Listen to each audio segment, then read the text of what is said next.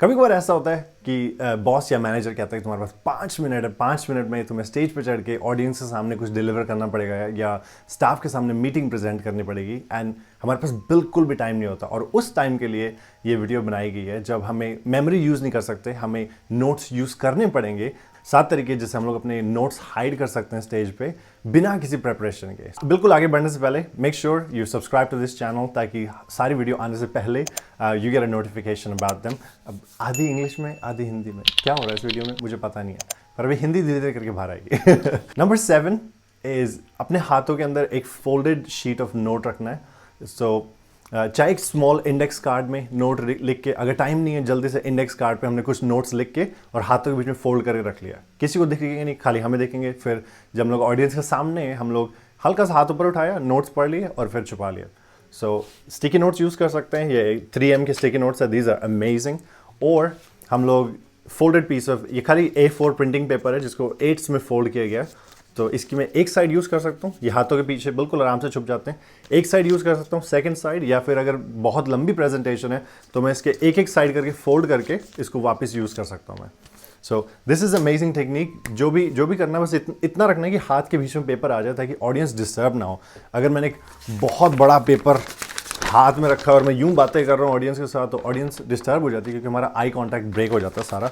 So number 6 is हाथों के ऊपर लिखना है। अगर हमारे पास बिल्कुल भी टाइम नहीं है और हमें उसी टाइम कुछ याद रखना पड़ रहा है, लंबा नंबर है या कोई हमारी कंपनी ने बहुत अच्छा काम किया और हमें डेटा रिमेंबर करना पड़ रहा है, सो हाथों में जल्दी से नोट्स लिख के और फिर जब हम लोग स्टेज पे होते हैं या ऑडियंस के सामने होते हैं खाली हमने हल्का सा हाथ ऊपर उठा के देखना है ओके अब नेक्स्ट पॉइंट ये है। फिर हम लोग ऑडियंस के सामने आराम से बोल सकते हैं, हम लोग बता सकते हैं ऑडियंस को उस चीज़ के बारे में।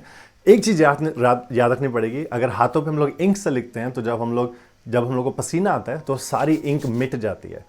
तो अगर हाथों पे पेन यूज़ करना है तो मेक श्योर करना है कि उसको फूंक मार के पहले सुखा लेना है और स्टेज पे चढ़ने से या ऑडियंस के सामने जाने से बस थोड़ी सी पहले लिखना है ताकि वो सारा स्मज होके हाथ ना ख़राब कर दे, क्योंकि इंक अगर कपड़ों पे लग गया दैट्स इट, सारे कपड़े गए उसके बाद। सो नंबर 5 उसके बाद है कि अगर हम लोग 2 स्क्रीन यूज़ कर रहे हैं, अगर हम लोग लैपटॉप से प्रोजेक्टर कनेक्ट कर रहे हैं या हमारे काम पे 2 स्क्रीन है और हम लोग कनेक्ट कर सकते हैं, तो एक स्क्रीन ऑडियंस फेसिंग, एक स्क्रीन अपनी तरफ, और जो स्क्रीन हमारी तरफ है उसमें हम लोग प्रेजेंटर व्यू में सारे नोट्स डाल सकते हैं। सो हम लोग जब प्रेजेंट कर रहे हैं हमें हमारे नोट्स दिख रहे हैं और ऑडियंस को उनके नोट्स। इनफैक्ट जो टेड टॉक्स हैं, सारे टेड टॉक्स में एक स्क्रीन है जो ऑडियंस को नहीं दिखेगी, पर प्रेजेंटर नीचे जब फ्लोर पे देखता है ऑडियंस की तरफ तो बीच में एक स्क्रीन है जिसमें वो सारा कुछ पढ़ सकते हैं। नंबर 4 है कि जितना भी प्रेजेंटेशन में हम चीज़ें बतानी है हम लोग उसको बॉयल डाउन करके एक इमेजेस में स्टोर कर सकते हैं। तो कह लो मेरी फेवरेट स्टोरी अल्केमिस्ट है और मुझे अगर प्रेजेंटेशन करनी है उसके बारे में तो मुझे क्या करना पड़ेगा कि एक शीप की पिक्चर जो मुझे याद दिलाएगी कि डिएगो एक शेपर्ड बनना चाहता है क्योंकि वो ट्रैवल करना चाहता है। सेकंड पिक्चर होगी एक अबैंडन चर्च की जिससे मुझे याद आ जाता है कि ओ ये वो चर्च में सो रहा है अपनी शीप के साथ और उसको सपने आ रहे हैं। और उसके बाद एक फॉर्च्यून टेल, एक ग्लोब होगा जो मुझे याद दिलाएगा कि कोई फॉर्च्यून टेलर को हिंदी में क्या कहते हैं, एक फॉर्च्यून टेलर होगा जो होती है जो उसको बताती है कि उसके ड्रीम का मतलब क्या होता है। ये इमेजेस मेरे को ट्रिगर कर देती है इनफ मेमोरी, मुझे नोट्स भी नहीं चाहिए, खाली एक हर पैसेज के लिए एक स्ट्रॉन्ग इमेज है और जब वो ऑडियंस के सामने आएगी मुझे याद आ जाएगा मुझे पता है इस बारे में मुझे क्या बात करना है। अब नेक्स्ट थिंग इज किंग, मुझे किंग के बारे में बात करना है, तो खाली इमेजेस यूज़ करके मैं ट्रिगर कर सकता हूँ next cheese. Or anyone can, not just me. It's not a special gift. Okay.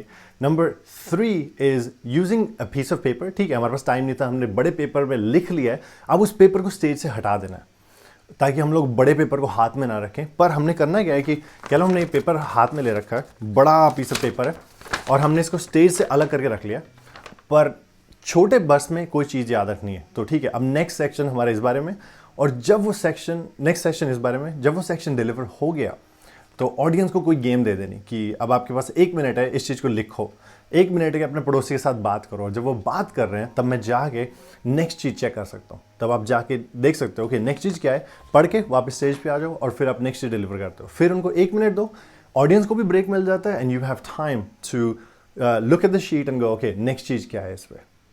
Number 2 is to use a prop. अगर आप स्टेज पे ऑडियंस के सामने कोई भी बड़ी चीज़ यूज़ कर रहे हो, आप एक मॉडल के बारे में बात कर रहे हो, मॉडल एज इन छोटा architectural model, not the girl model और आपने ऑडियंस को दिखाना है, आपने प्रेजेंट करना है, एक डेमोन्स्ट्रेशन देनी है, तो उस डेमोन्स्ट्रेशन के पीछे आप कुछ भी छुपा सकते हो। फॉर एग्जाम्पल, मैंने लैपटॉप बैग के बारे में एक प्रेजेंटेशन करनी है और ये लैपटॉप बैग ऑडियंस को दिखेगा, पर इसके पीछे क्या है, मैंने नोट्स छुपा रखे हैं।